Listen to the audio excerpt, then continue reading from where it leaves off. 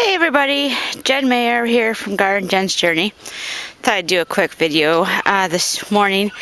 I came out here and checked my milk jugs, see how they're doing, and I noticed some things, and I thought I'd share with you for those who are new or those who are all having problems with taping milk jugs successfully. I've noticed a lot has to do with how old the tape is, or if it's been kept in an area that's cold. The adhesive doesn't stick very well, and so you have lots of problems trying to keep your tape sticking.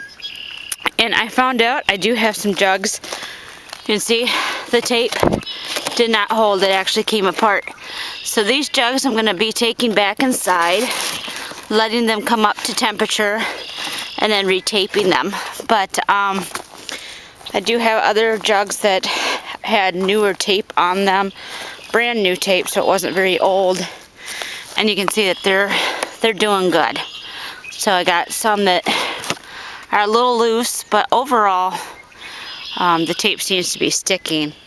So again, I'm going to be taking some of my other jugs inside and just retaping them. I mean, it's not a big deal. You just take them back inside, retape them, and go from there.